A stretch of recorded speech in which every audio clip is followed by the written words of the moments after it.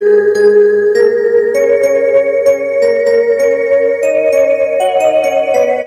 नाथ मुझने मति शुद्ध देजो, हૈये सदा સેવક ભાવ રહેજો. છો શબ્દો મારા પણ આપ આવીને કહેજો, રાજી થઈ અક્ષર ભાવ દેજો, રાજી થઈ અક્ષર ભાવ દેજો. શ્રી સ્વામિનારાયણ ભગવાનની જય. અક્ષર પુરુષોત્તમ મહારાજની જય. ગુણાતીતાનંદ સ્વામી મહારાજની જય. પ્રમુખ સ્વામી મહારાજની જય. પ્રગટ ગુરુ હરિ મહંત સ્વામી મહારાજની જય. સુરત અક્ષરધામ મહોત્સવની જય. દરેક દિવ્ય હરિભક્તોને જય સ્વામી નારાયણ. આજના પ્રવચનનો મધ્યવર્તી વિચાર. આમ તો ગુણાતીતાનંદ સ્વામીએ પોતાના પ્રકરણ 1ની 237મી વાતની અંદર જે ગુણગ્રહણનો મહિમા કહ્યો છે અને આપણા જીવનની અંદર ગુણગ્રહણની સમજણ કેળવવાથી આપણા જીવનની અંદર કેટલો લાભ થાય છે.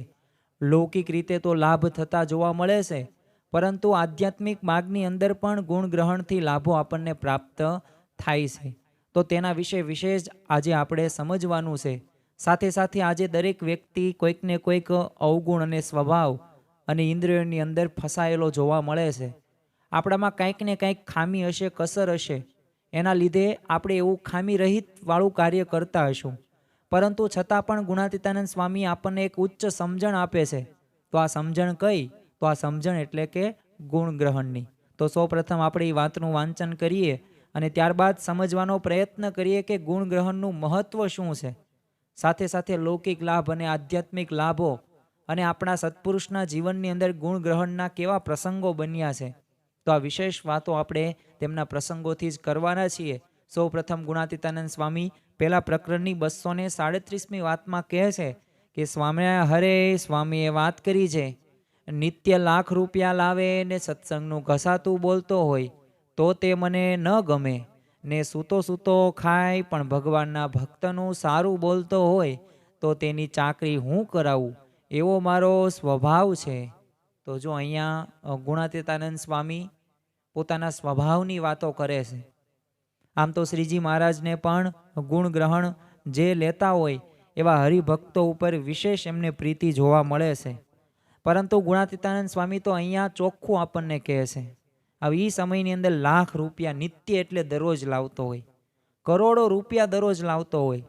તો આપણે બધા ભક્તો તો શીવી, પણ આપણે અબજો રૂપિયાનું તો એટલું બધું તો આપણે કમાતા નથી. અને કમાતા હોય છતાં પણ ગુણાતીતાનંદ સ્વામી કેના ઉપર ભાર દેશે કે જો સત્સંગનું તમે ઘસાતું બોલતા હોય તો એ ગુણાતીતાનંદ સ્વામીને ગમતું નથી. અને સામે પક્ષે એ તમે આળસુ હોય એટલે કે સૂતા સૂતા તમે ખાઓ પણ ભક્તનું સારું બોલો, ભગવાનના જે ભક્તનું, તો એ મને ગમે છે.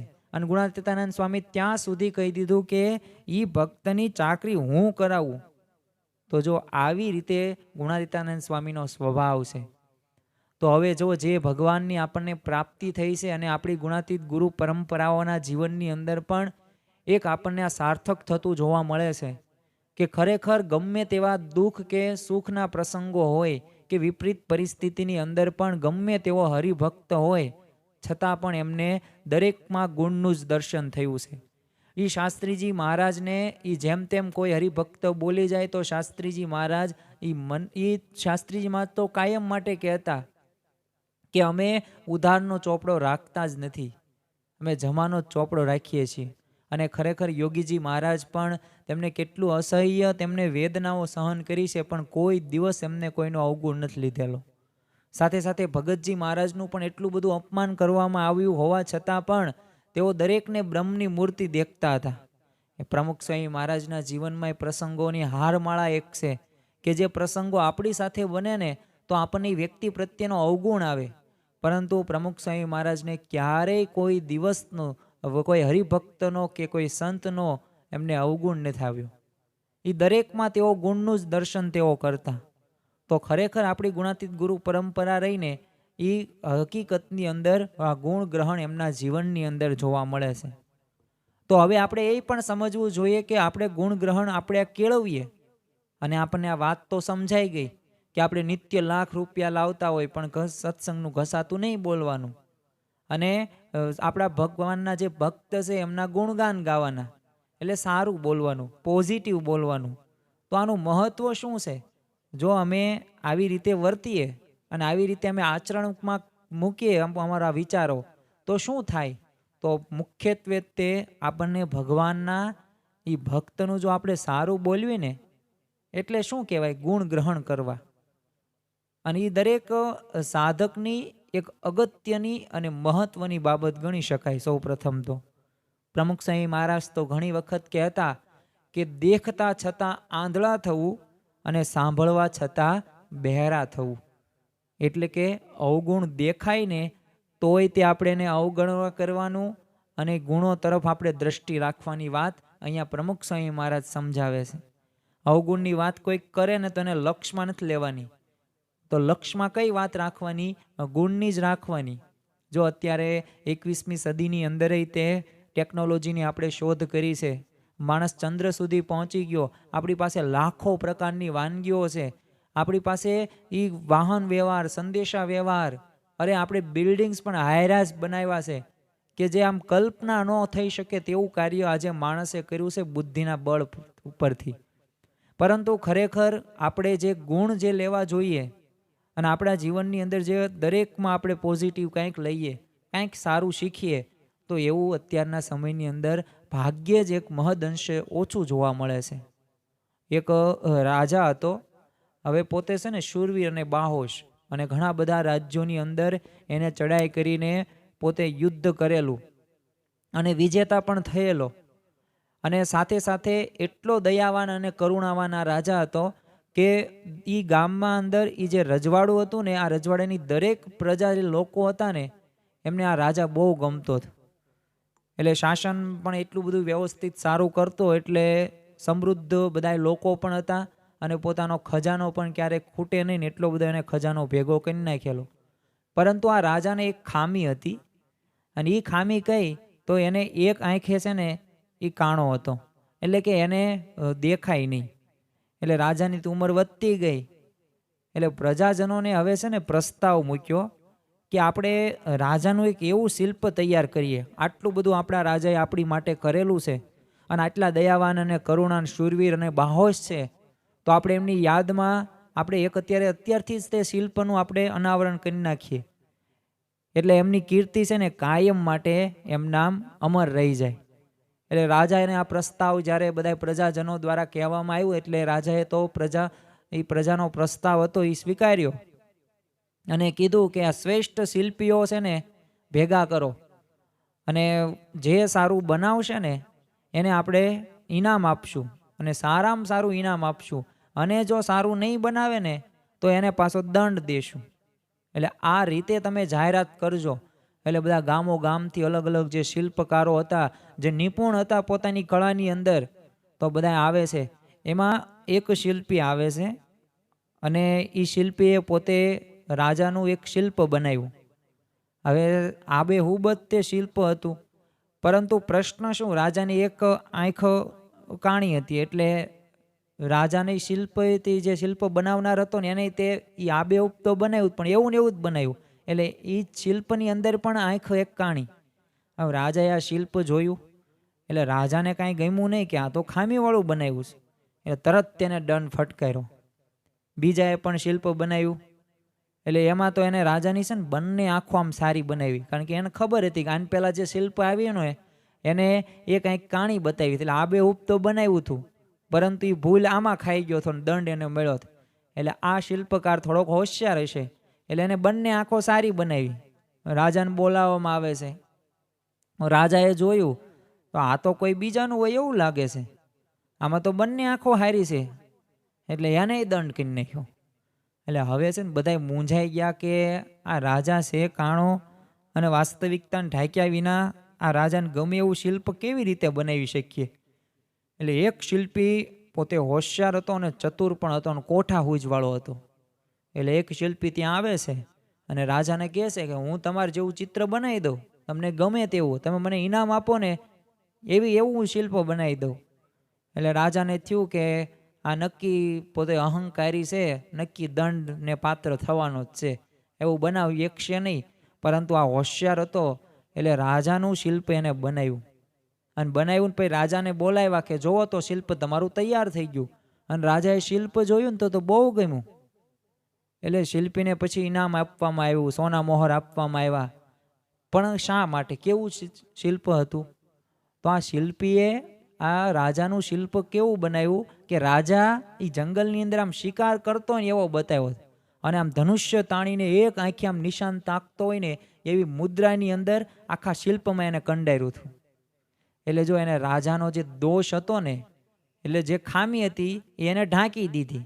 અને રાજા તો આમ શૂરવીરતા, તીરંદાજી ને એકાગ્રતા અને આવા ગુણ એને દર્શાવ્યા. અને એટલે એને ઇનામ પ્રાપ્ત થયું. બસ એવી જ રીતે આપણે સત્સંગની અંદર આવીએ છીએ તો કોઈ ભક્તના દોષ અવગુણ હોય પણ ખરા અને પાસ દેખાય પણ ખરા, પરંતુ એની વાત આપણે ન કરાય. વાત તો કેની કરાય? વાત કરાય ગુણોની. કારણ કે ગુણાતીતાનંદ સ્વામી આપણને ગુણોની વાત કરવાનું કહે છે, અવગુણ ગાવાની વાત કરતા નથી. અને પોઝિટિવ થિંકિંગ રહ્યું ને, સકારાત્મક વિચારસરણી રહીને એ વ્યક્તિને કોઈ પણ ક્ષેત્રની અંદર આગળ વધવા માટે પ્રાયોરિટી પહેલા નંબર ઉપર આવશે. યોગીજી મહારાજ પણ આવી જ એક જીવન ભાવના સાથે જીવતા હતા. યોગી ગીતાની અંદર પણ તેઓએ કીધેલું છે કે થાથા થાબડા જેવો હોય ને તોય મને એનો અવગુણ ન આવે. અને ઘણી વખત તેઓએ પ્રવચનની અંદર પણ કહેલું કે મને 50 વર્ષ સત્સંગમાં થયા, પણ કોઈ દિવસ કોઈ સત્સંગી નાનામાં નાનો હોય ને, થાથા થાબડા જેવો હોય ને તોય એને કાંઈ આવડતું ન હોય ને તોય મને એનો અભાવ આવ્યો નથી. વિચાર કરો, આ આપણા સત્પુરુષની કેવી એક દિવ્ય દ્રષ્ટિ ગણી શકાય. અને આ દિવ્ય દ્રષ્ટિ આપણે કેળવવાની છે, આપણે એમના શિષ્યો છીએ. જો તો આ ગુણ ગ્રહણનું મહત્વ છે. સાથે સાથે એક ગુણ ગ્રહણથી એક લૌકિક લાભ પણ આપણને પ્રાપ્ત થતો જોવા મળે છે. અંગ્રેજીની અંદર એક કહેવત છે કે અ ટચ ઓફ વન્ડર. એટલે પોતે ટચ ઓફ વન્ડર એટલે આ એક પુસ્તકનું નામ. સામાન્ય રીતના એક અમેરિકાના લેખક આર્થર ગોર્ડને એમાં વાત લખેલી છે કે અમેરિકાની એક યુનિવર્સિટી ઓફ વિસ્કોન્સિનના એમાં ટેલેન્ટેડ વિદ્યાર્થીઓના છે ને 2 ગ્રુપ પાડવાના આવ્યા.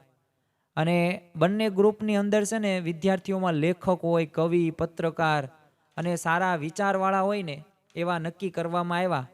અને સર્જક બનાવી શકે ને એવા ટેલેન્ટેડ વિદ્યાર્થીઓ જ હતા એમાં. પરંતુ છે ને બંનેની શીખવાની પદ્ધતિ છે ને જુદી જુદી કરવામાં આવી હતી. હવે એક ગ્રુપના વિદ્યાર્થી છે ને દરરોજ ભેગા થવાનું, દરેક વ્યક્તિ પોતાનું લખાણ છે ને ગ્રુપ સાથે વાંચે. અને ગ્રુપના જે સભ્યો બીજા જે સાંભળનાર હોય ને એઓને આમાંથી ખામી શોધવાની અને કડક ટીકાઓ કરવાની કે આ સાચું ને આ ખોટું ને આમ ન આવે ને આવી રીતે લખ્યું છે ને. એટલે મૂળ ટીકાઓ, નેગેટિવ જ તે કહેવાનું. અને ક્યાં ક્યાં સુધારો કરવો ને એનો બધાને ખ્યાલ આવે. અને આ ગ્રુપનું નામ હતું સ્ટ્રેંગલ્સ નામનું ગ્રુપ, અને એ નામે ઓળખાતું હતું. અને બીજા ગ્રુપના એ વિદ્યાર્થીઓ હતા, એ જ્યારે ભેગા થાય ને ત્યારે એમને દરેકના આર્ટિકલ સાંભળવાનું. પછી એમાં કોઈ ખામી કે ટીકા નહીં કહેવાય, એમાં સારી સારી જે બાબતો હોય, એમાં શીખવા જેવું હોય એ બધું સારું સારું ચર્ચા કરવાની અને પ્રોત્સાહન પણ આપવાનું. અને આ ગ્રુપનું નામ હતું રેગલ્સન. ઓલું સ્ટ્રેંગલ્સન અને આ રેગલ્સન. એટલે 20 વર્ષ પછી આ સર્વે જ્યારે પૂરો થયો ને ત્યારે યુનિવર્સિટીના અધિકારીઓ આ બંને ગ્રુપના જે હોનાર છાત્રોની કારકિર્દી સામે એમને જોયું અને તપાસ કરતા એમને ખ્યાલ આવ્યો કે આ સ્ટ્રેંગલ્સન ગ્રુપમાંથી છે ને એક પણ વિદ્યાર્થી લેખન જગતની અંદર નોંધનીય પ્રદાન આપી શક્યો નથી. જે ટીકાઓ અને ખામીઓ શોધતા જ હતા અને એ સામે કડક એવા શબ્દો જ કહેતા હતા, એ ક્યારેય એમને એ ન કરી શક્યા. પણ જ્યારે રેગલ્સન ગ્રુપમાંથી તો અડધો ડઝન કરતાં વધુ એ સાહિત્યકારો રહ્યા ને એ પોતાના ક્ષેત્રની અંદર ટોચનું જે સ્થાન આવે ને એમને પ્રાપ્ત કર્યું. અને એમાંથી એક તો પત્રકાર ત્યાં સુધી પહોંચ્યો હતો કે એ લેખનની દુનિયાની અંદર શ્રેષ્ઠ કહી શકાય ને એવું પુલિત્સર પ્રાઇઝ. હવે આ લેખન ક્ષેત્રની અંદર પત્રકારની દુનિયાની અંદર આ ઊંચામાં ઊંચો પ્રાઇઝ આવે પુલિત્સર, એ એને મેળવ્યું હતું. તો જો આ વિગત લખીને એક છે ને પુસ્તકના લેખકે કીધું કે મારા કરતાં પણ વધુ આવડતવાળો મારો એક મિત્ર સ્ટ્રેંગલ્સન ગ્રુપમાં હતો, જે મારા કરતાં વધુ જાણતો હતો, મારા કરતાં વધુ વિચારશીલ હતો અને એટલો બધો એ આવડતવાળો હતો પણ મારું ભાગ્ય કે હું એ યુનિવર્સિટીના એક ગ્રુપમાં નહોતો. તો જો આ ગુણ ગ્રહણથી જ પ્રગતિ થાય છે ને, અને ગુણ ગ્રહણથી જ પતન અટકાવી શકાય છે. એટલે તમારે પ્રગતિ કરવી હોય કે પછી અધોગતિ તમારે પામવી હોય, એ તમારા ઉપર છે. તમે કયા ક્ષેત્રની અંદર આગળ વધો છો એ તમારે વિચારવાનું છે, પણ એ વિચાર પણ તમારે કેવા કરવા છે અને કેવી રીતે તમારે જીવન વ્યતીત કરવું છે, એ વર્તન કેવું કરવું છે ને એ તમે તમારા ઉપર આધાર છે. એટલે ગુણ ગ્રહણ રહ્યું ને એ પ્રગતિ કરવામાં ખૂબ અગત્યનું અને મહત્વનું છે. અહીં આપણે રામાયણનો પણ પ્રસંગ એક ટાંકવો જરૂરી છે, કારણ કે રામાયણની અંદર પણ આવી પરિસ્થિતિ વિપરીત એવી બની છે કે જેની અંદર જો આપણે હોઈએ ને તો એ વ્યક્તિ સાથે આપણે સંબંધ તોડી નાખીએ.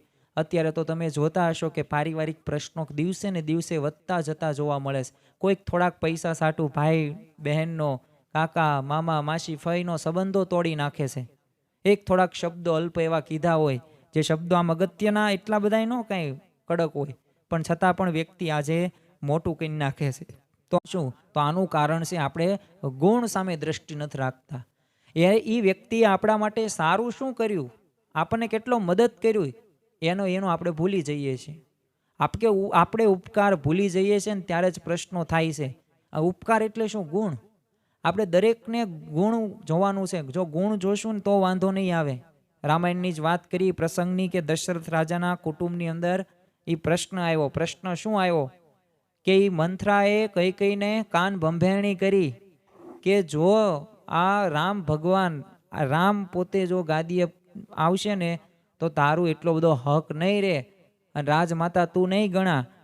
અને તને ખબર છે ને તે વર્ષો પહેલા 2 વરદાનો માગ્યા હતા ને હજી પેન્ડિંગ છે. એ પેન્ડિંગ વરદાનો અત્યારે માગવાનો સમય આવી ગયો છે. અને આપણને પણ ખબર છે કે રામને વનવાસ અને ભરતને ગાદી, આ 2 વરદાનો દશરથ રાજા પાસે કઈ કઈ માગે છે. અને એમાં સૌથી મુખ્ય જો જવાબદાર હોય તો આ કઈ કઈ, એમાંય મંથરા.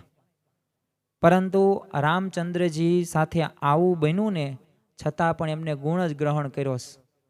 હવે જો એના કારણેથી પરિવારની અંદર સંપ જળવાઈ રહ્યો છે. અને 14 વર્ષ પૂરા થયા અને પછી સુખપૂર્વક એક સાથે રહી શક્યા, એનું પણ કારણ આ ગુણ ગ્રહણ જ છે. અને જ્યારે વનવાસ પૂરો થયા ને ત્યારે રામચંદ્રજી પરત ફર્યા ને ત્યારે સૌ પ્રથમ જો મળ્યા હોય તો એમની સગી માતા કૌશલ્યા માતાને નહીં, પરંતુ કઈ કઈને મળ્યા હતા ને એમને પગે લાગ્યા હતા. અને શું બોલ્યા કે માતા આપ શોભ ન પામશો, આપે વનવાસ અપાવીને મારા પર કેટલાય ઉપકાર કર્યા છે. અને ઉપકારો કેવા કર્યા છે તો તેમણે લખ્યું, તાત સ્નેહ ભરત મહિમા પૌરુષમ વાયુ સુનોહ સંખ્યમ ચાપી પ્લગનુપતે ક્વાપી સૌમિત્ર ભક્તિ સીતા સત્યમ નિજ ભુજમ બલમ વેરિણ્યામ વેર ભાવો જ્ઞાતમ સર્વ તવ ચરણો માર્ત્ય પ્રસાદ. એટલે કે હે માતા, પિતાનો સ્નેહ કેવો કે મારા ગયા પછી તરત તેઓએ દેહ મૂકી દીધો, તો તમારા લીધે મને પિતાનો સ્નેહ જોવા મળ્યો. એ ભરત જેવો ભાઈ, એ કેવો રાજ્ય ગાદીનો ત્યાગ કરી નાખ્યો અને 14 વર્ષ સુધી એ પણ વનમાં રહ્યો. એ હનુમાનજીનું બળ કેવું અતુલ્ય હતું એ મને જાણવા. સુગ્રીવની મિત્રતા, એ લક્ષ્મણની મારા પ્રત્યેની ભક્તિ અને અગ્નિ પરીક્ષામાંથી પસાર થયેલી એ સીતાના પતિવ્રતાપણાનો મને અને વિશ્વને ખ્યાલ આવ્યો તમારા લીધે. એ રાવણ સાથેના યુદ્ધમાં મને મારા એ બાહુબળ અને દુશ્મનના વેરી ભાવનો ખ્યાલ આવ્યો છે. અને આ બધું આપના ચરણની કૃપાથી મને જાણવા મળ્યું છે. એટલે તમે જે આ વનવાસ આપ્યો ને એ સારી બાબત છે. હવે આપણને કોઈકને દુઃખમાં નાખવામાં આવે તો આપણે આવા પોઝિટિવ ગુણગ્રહક દ્રષ્ટિ રાખી શકીએ? ક્યારેય નેવર એવર, ક્યારેય કોઈ દિવસ આવી આપણું કરી શકીએ નહીં. આ ભગવાનમાંથી શીખવાનું છે, રામ ભગવાનમાંથી. ખરેખર તેમના જીવનની અંદર જે પરિસ્થિતિ બની છે ને, આ પરિસ્થિતિમાં તેઓ સ્થિર રહ્યા છે. ક્યારેય કોઈ દિવસ કોઈનો નેગેટિવ પોઈન્ટ નથી કીધો. અને ગુણ ગ્રહણ કરીએ ને તો જો ગમે એવી બગડેલી પરિસ્થિતિ હોય ને કે બગડેલા સંબંધો હોય ને એને સુધારી શકીએ છીએ. એટલે ગુણ સામે જોવું, આપણી પાસે ગુણો રહ્યા ને એ અગત્યનું છે. અને દરેક વ્યક્તિની અંદર કંઈક ને કંઈક ગુણ હોવાના છે. કારણ કે ગુણોથી જ વ્યક્તિઓ ભરેલા હોય છે. પણ આ તો શું છે, અમુક સ્વભાવો અને આસક્તિઓ હોય, કસર હોય, ભૂલો હોય, ખામી તમારામાં હોય તો બીજામાં ન હોય. તો હોય તો આપણે એ નિગ્લેક્ટ કરવાની છે, એને બહુ ધ્યાન એમાં રાખવાનું નથી. તો આ તો લૌકિક લાભો થયા. પરિવારની અંદર પણ, ઘરની અંદર પણ શાંતિ રાખવા માટે આ ગુણ ગ્રહક દ્રષ્ટિ ખૂબ જરૂરી છે.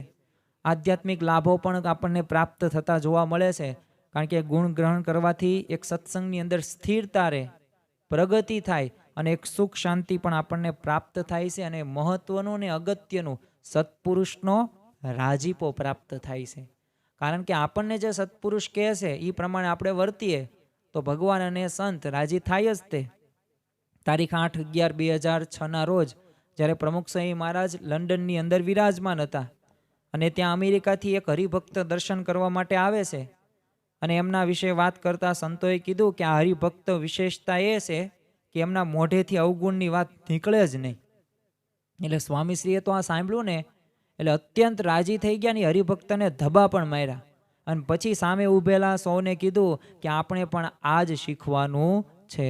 તો જો પ્રમુખ છે મહારાજ જો આવી રીતે ગુણગ્રહણ જે કરતા હોય હરિભક્ત, એના ઉપર આટલા બધા પ્રસન્ન થતા હોય, તો આપણે પણ પ્રસન્નતાને પાત્ર ક્યારે થશું કે જ્યારે આપણે આ ગુણ આપણા જીવનની અંદર આત્મસાત કરીશું. વચનામૃત ગઢડા પ્રથમના 28માં શ્રીજી મહારાજ કહે છે કે ગુણ લેને તો દિવસે દિવસે સત્સંગની વિશે મોટપને પામે છે, અને જે અવગુણ લેને એને અધોગતિ થાય છે.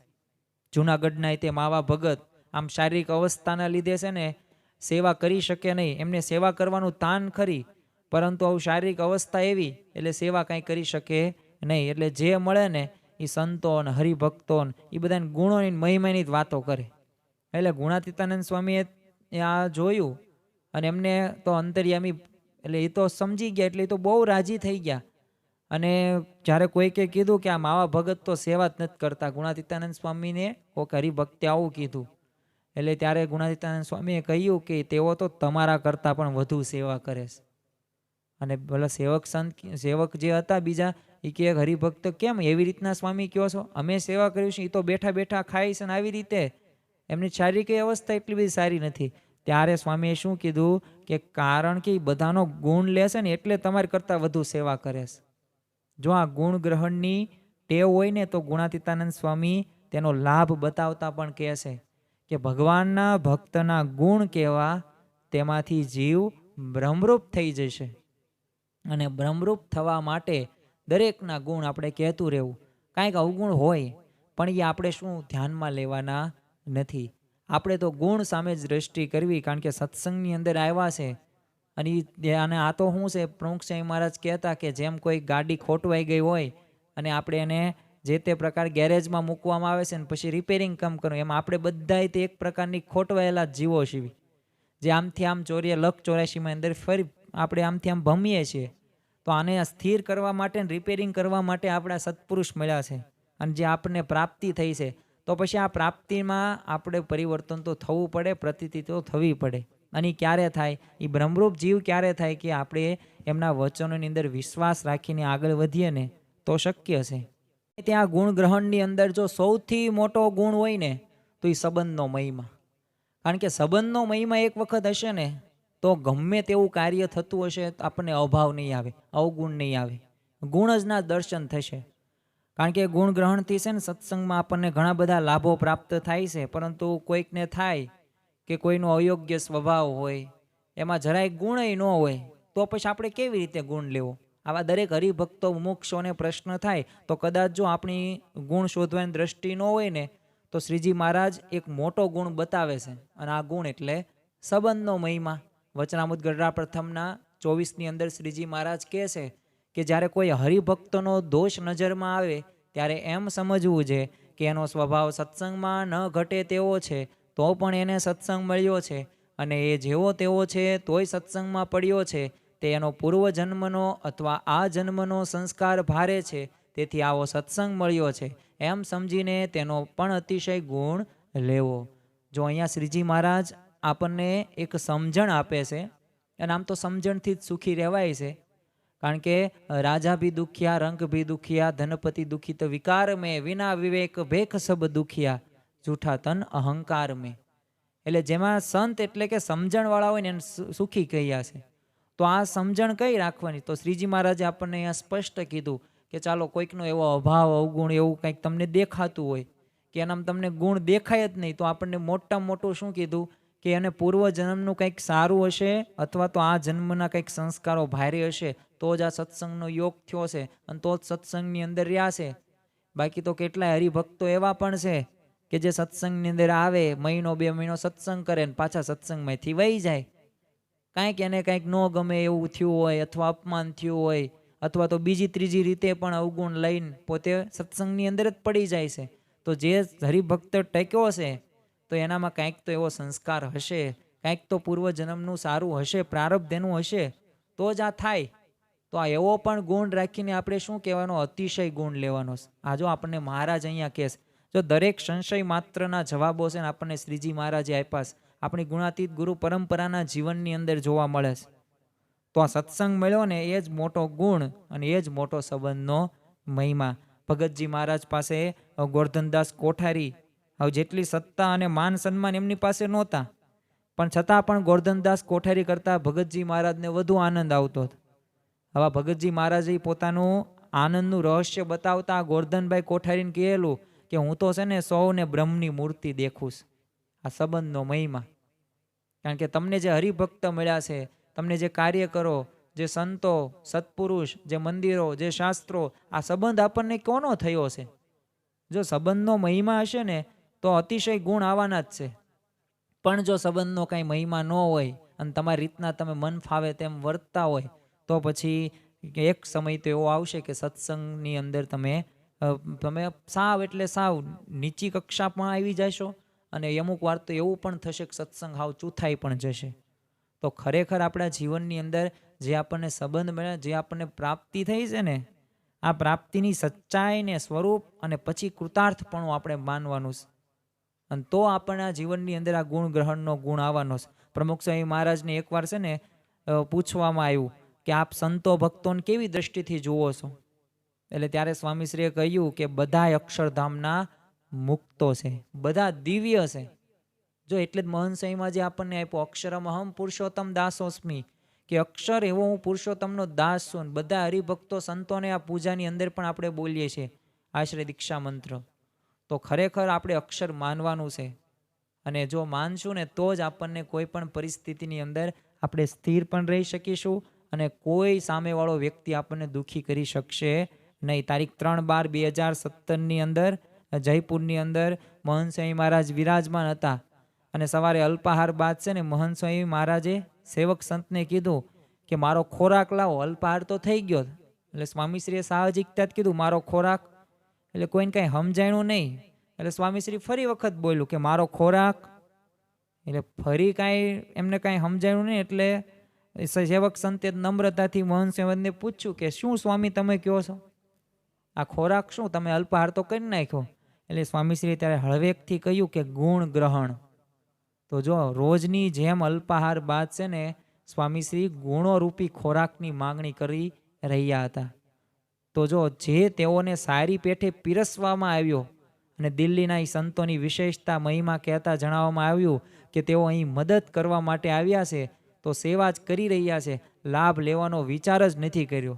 સહેજે લાભ મળ્યો તે લીધો અને ત્યારે સ્વામીશ્રી રાજી પછી થયા. તો જો અલ્પાહાર તો થઈ ગયો પણ ખરેખર આપણે ગુણાતીત ગુરુ પરંપરા સત્પુરુષ ને એ ખોરાક એમનો કયો છે નિત્ય, તો આપણે તો કેવી કે ભાખરી ને રોટલી ને સારું સારું જમવાનું, આ તો જમતા જ હોઈએ છે. પણ ક્યારે એવો વિચાર કર્યો કે આપણે ગુણનો ખોરાક લઈએ, દરરોજ કોઈકનો ગુણ કહીએ અને ગુણ કેવી પણ ખરી અને મનની અંદર એ વિચારવી પણ ખરી. જો ઘણા બધા આપણને સંતો એમને ડાયરીની અંદર સવારમાં એ પૂજાની અંદર જ તે આ ગુણનું મનન કરતા જોવા મળે છે, ડાયરીની અંદર નોંધ રાખે છે. તો ખરેખર આ ગુણ ગ્રહણ રહીને એ અગત્યનું છે. તો જ આપણને આ દિવ્ય અક્ષરધામમાં જેવું સુખ છે ને અહીંયા જોવા મળશે. જો હીરાનો વેપાર કરીએ ને તો ફાયદો પણ કેટલો, કરોડોનો રૂપિયાનો થાય અને ખોટ થાય ને તોય કરોડો રૂપિયાની ખોટ થાય. એમ આપણને આ દિવ્ય સત્સંગની પ્રાપ્તિ થઈ છે અને જો આપણે અભાવ અવગુણ લઈએ તો આ જીવ નાશ પામે ને એવી મોટી ખોટ આવે. અને જો ગુણ ગ્રહણ કરીએ ને તો બ્રહ્મરૂપે થઈ જવાય. એવડો મોટો ફાયદો પણ આ સત્સંગની અંદર છે. જેમ હીરાનો વેપાર કરીએ કરોડો રૂપિયાની પ્રાપ્તિ પણ થાય ને ખોટ પણ જાય. તો આપણે શું કરવું, ખોટમાં જવું છે કે નફામાં આવવું છે? તો દરેકને નફો જ ગમે છે. વધુ વધુ પૈસા મળવા પડે, ધન મળવું પડે, સંપત્તિ મળવી પડે. તો એના માટે શું જરૂરી છે? એના માટે જરૂરી છે ગુણ ગ્રહણ. એ બ્રહ્મરૂપ થવા માટેનું આ એક પ્રકારનું એક સાધન આપણને ગુણાતીતાનંદ સ્વામી અને સ્વામિનારાયણ ભગવાન સમજાવે છે. તો આપણે સત્સંગની અંદર ખોટનો ધંધો મૂકીને ફાયદો પ્રાપ્ત કરી શકીએ. કારણ કે સત્સંગની અંદર આપણો પાયો છે ને અચળ રાખવો છે. એટલે ક્યારેય કોઈ દિવસ આપણે સત્સંગ આપણે મૂકીએ નહીં પડતો. કારણ કે ઘણા બધા એવા ભક્તો છે કે જેને સત્સંગની અંદર પણ અભાવ અવગુણ આવે છે. તો એ શા માટે? ગુણ ગ્રહણ એની પાસે નથી. તો પાયો અચળ રાખવા માટે આપણે ગુણ ગ્રહણ કરી શકીએ. તો એ જ આજના દિવસે મહારાજ સ્વામીના ચરણોમાં પ્રાર્થના. કારણ કે ગુણ ગ્રહણ આટલું અગત્યનું અને મહત્વનું છે, તો આપણામાં તો આ ગુણ હોવો જરૂરી છે. તો આજના દિવસે મહારાજ સ્વામીના ચરણોમાં પ્રાર્થના કરીએ કે હે મહંત સ્વામી મહારાજ, હે મહંત સ્વામી મહારાજ, હે પ્રમુખ સ્વામી મહારાજ, હે ગુણાતીત ગુરુ પરંપરા અને હે સ્વામિનારાયણ ભગવાન, અમારા જીવનની અંદર પણ જેમ તમે ગુણ ગ્રહણના આટલા બધા લાભો મહત્વ જણાવ્યા છે અને ગુણાતીત ગુરુ પરંપરાના પ્રસંગો ઉપરથી અમને એટલું તો શીખવા મળી ગયું છે કે તો આ ગુણ ગ્રહણ એ ખૂબ અગત્યનું અને મહત્વનું અને પાયાનું છે. તો અમારે પણ બ્રહ્મરૂપ થવું છે, અમારે પણ સત્સંગનો પાયો અચળ રાખવો છે. તો એ માટે અમારા ઉપર કૃપા કરજો કે અમે પણ આ ગુણ ગ્રહણ દ્રષ્ટિ કેળવી શકીએ. જય સ્વામી નારાયણ.